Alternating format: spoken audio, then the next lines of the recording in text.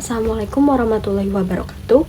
Perkenalkan, saya Zahra Nur Fikri Budianto dengan NIM 202575793008. Di sini saya akan menjelaskan tentang peta konsep dari pembelajaran mendalam atau deep learning. Yang pertama, yaitu definisi dari pembelajaran mendalam itu sendiri. Yang pertama, pembelajaran mendalam lebih mengarah kepada proses belajar untuk memahami konsep secara utuh. Selanjutnya, tidak hanya dengan menghafal, tetapi juga peserta didik dapat mengaitkan konsep, menganalisis, dan juga menerapkannya dalam konteks nyata. Selanjutnya ada karakteristik dari deep learning. Yang pertama, deep learning ini fokus pada pemahaman konsep. Yang kedua, menghubungkan pengetahuan lama dan juga pengetahuan baru.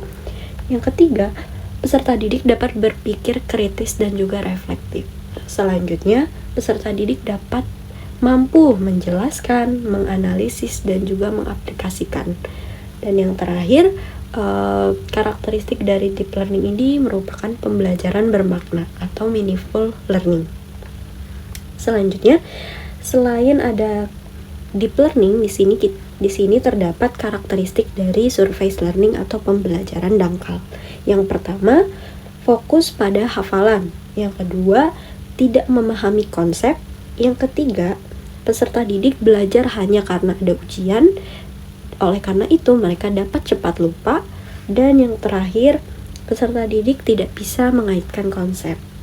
Selanjutnya, di sini terdapat perbedaan antara deep learning dan juga surface learning. Pertama, pada deep learning sendiri, peserta didik dapat memahami konsep, sedangkan pada surface learning, peserta didik hanya fokus untuk menghafal. Selanjutnya, yang kedua, pada deep learning, peserta didik dapat kritis dan juga analitis. Sedangkan, pada surface learning, peserta didik akan belajar secara pasif. Dan yang ketiga, memori yang didapat oleh peserta didik pada deep learning adalah memori jangka panjang. Dan kebalikannya, yaitu surface learning, yaitu memori jangka pendek.